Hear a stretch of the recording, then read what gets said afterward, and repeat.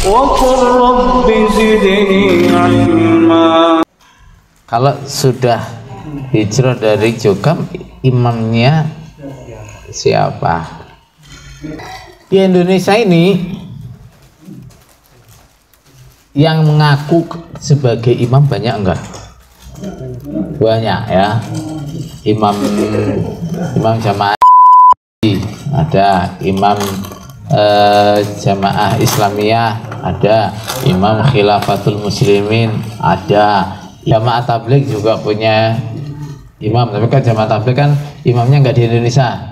Nah, kalau yang Wali Al-Fatah itu jamaahnya namanya apa? Hizbullah. Nah, ya, jamaah Hizbullah juga punya imam. Oh, terus tarekot juga punya imam. Nah, punya imam. Sudah. Nah, di samping kepala negara yang ada, itu ya, yang ada. Nah, di samping kepala negara yang sah, di Indonesia itu banyak kelompok-kelompok yang punya imam sendiri-sendiri. Nah, sehingga kita sekarang di antara dua kemungkinan. Kemungkinan yang pertama,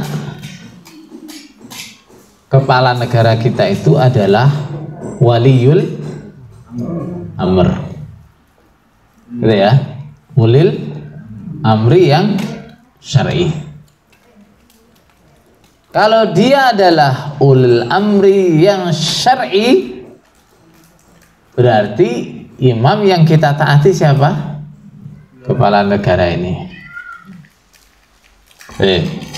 Kalau dia bukan ulil amri yang syar'i, berarti di Indonesia itu yang ada apa?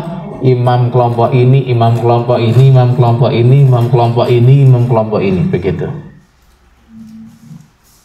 Berarti secara fisik tidak ada jamaah di Indonesia, gitu ya. Secara fisik tidak ada jamaah di Indonesia. Persatuan umat Islam nggak terwujud. Imam yang harus ditaati adalah imam yang seperti apa? Imam yang mengumpulkan umat Islam di wilayah itu. Bukan imam yang memimpin kelompok ini, imam memimpin kelompok ini, imam memimpin kelompok ini, imam memimpin kelompok ini, bukan. Nah, kalau imam yang memimpin kelompok A, B, C, D, dan seterusnya, itulah yang namanya firqah. Itu namanya apa? Itu namanya firqah. Nah, sehingga kalau Presiden Indonesia itu tidak dianggap sebagai waliul amr yang syar'i, berarti yang ada di Indonesia sekarang ini adalah imam-imam firqah. Ya. Nah, imam firqah A, imam firqah B, imam firqah C, imam firqah D, imam firqah E, imam firqah F, dan seterusnya. Tidak ada imam yang mengumpulkan umat Islam di Indonesia. Kalau kondisinya seperti itu, apa arahan dari Rasulullah SAW? Hudzaifah bin Yaman ketika tanya kepada Nabi, wahai Rasulullah, bagaimana fa illam yakun lahum jama'atun wala imam? Wahai Rasulullah, ketika orang-orang Islam mereka tidak berhasil, tidak memiliki jamaah, ini orang Islam ini pecah belah nih. Nah, masing-masing punya imam sendiri-sendiri. Wala imam, dan tidak ada imam. Imam yang dimaksud apa itu? Adalah imam yang mengumpulkan umat Islam di wilayah sini. Bagaimana wahai Rasulullah? Rasulullah bersabda, fa'tazil tilkal firaqah kullah. Fa'tazil tilkal firaqah kullah. Pisahi semua firqah-firqah itu. Artinya ketika yang ada itu adalah kelompok A punya pemimpin sendiri, kelompok B punya pemimpin sendiri, kelompok C punya pemimpin sendiri, kelompok D punya pemimpin sendiri, dan seterusnya, kita tidak boleh gabung kepada salah satu kelompok-kelompok ini. gitu ya. Walaupun kelompoknya menyebut dirinya jamaah, gitu ya. Walaupun kelompoknya mengatakan kita ada imam, ya, karena saudara kita mengatakan, nah, uzlah itu kan kalau nggak ada imam nggak ada jamaah. Kalau ada imam ada jamaah ya nggak boleh uzlah, gitu kan? Nah, masalahnya ini bukan masalah apa tadi? Nggak ada imam nggak ada jamaah itu tadi. Yang kamu maksud ada imam ada jamaah itu, nah, jamaah yang kamu maksud itu sebenarnya bukan jamaah, itu firqah, gitu ya. Nah, imam yang kamu anggap sebagai imam itu bukan imam yang sah, gitu. Sehingga mengikuti imammu atau mengikuti jamaahmu itu sama dengan apa namanya, mengikuti firqah, ya. Walaupun jamaahmu kamu namanya jamaah, gitu ya. Jadi kalau tidak menganggap Presiden Indonesia sebagai waliul amr, nah, apakah boleh kemudian kelompok Islam A membuat pemimpin sendiri, kelompok Islam B membuat pemimpin sendiri, kelompok Islam C buat pemimpin sendiri? Boleh begitu? Nggak boleh. Nah, itulah namanya perpecahan, itu namanya firaq. Kalau Presiden Indonesia nggak dianggap sebagai waliul amr, bagaimana orang Islam di Indonesia ini? Nah, kumpul, ya, ulama-ulamanya, tokoh-tokohnya kumpul, nah, kemudian mengangkat pemimpin untuk orang-orang Islam. Nah, seharusnya begitu.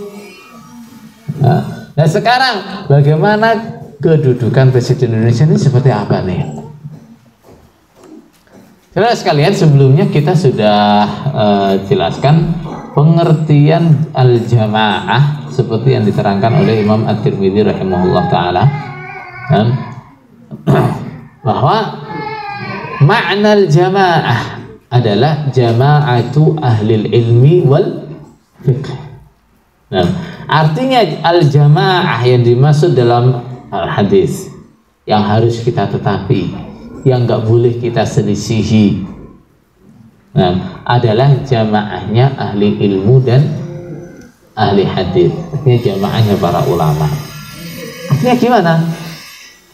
Arti kita menetapi jamaah itu adalah mengikuti para ulama. Nah, mengikuti para ulama, terutama ulama-ulama ahli sunnah. Dalam hal apa? Dalam masalah akidah. Nah, akidahnya tanya kepada para ulama, boleh nggak sih saya punya keyakinan seperti ini?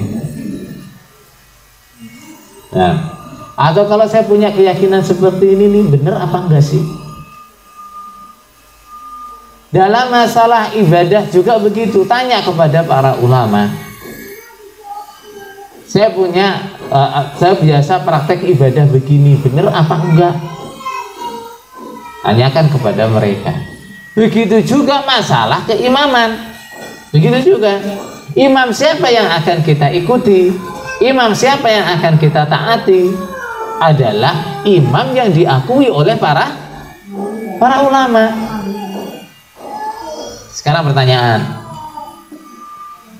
Di Indonesia ini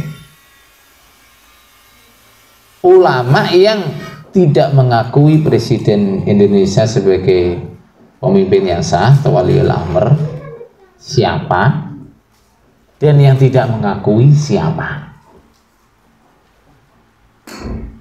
Umumnya ulama-ulama ahli sunnah mengakui Presiden Indonesia.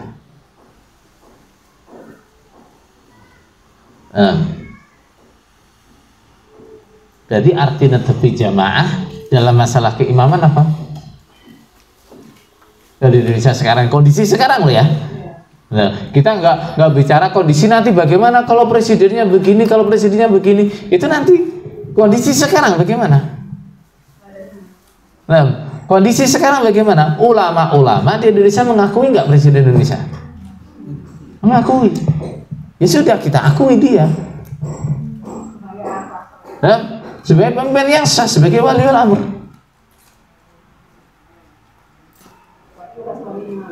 Hah? Nah, nggak mungkin dibilang sebagai waliul amr bukan sebagai imam. Nah, maknanya waliul amr, maknanya imam, maknanya amir itu semuanya sama. Nah, kalau tidak mau mengakui pemerintah Indonesia sebagai imam, mosok Pak Jokowi dianggap sebagai imam, gitu loh ya. Nah, dia lo nggak menganggap kita sebagai royahnya katanya, nah, atau dia lo nggak merasa dirinya sebagai imam, begitu katanya ya. Nah, kalau nggak menganggap Pak Jokowi sebagai imam, apakah terus dibenarkan kita bikin kelompok sendiri imam ini? Itu namanya firqah.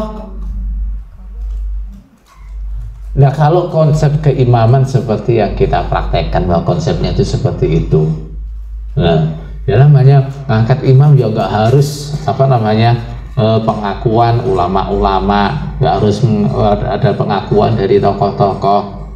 Nah, kita ngumpul 3, 4, 5 orang ngangkat salah satunya jadi imam juga sudah sah kok. Lek carane ngono lho. Lha iki sing ngumpul ning omah iki ya wong akeh ndang salah sijine dadi imam. Pak Samsul mau dibiat dadi imam Pak Samsul. Imam bergelar. Nanti di sana lagi ada orang ngumpul lagi, wah kita bikin keimaman sendiri ya. Nah, nanti sana lagi orang ngumpul lagi, kita bikin keimaman sendiri ya. Begitu jadinya kalau konsep keimaman seperti yang kita katakan. Nah, ada yang mengatakan begini. Lah bagaimana kita mau musyawarah dengan ulama-ulama, tokoh-tokoh Islam?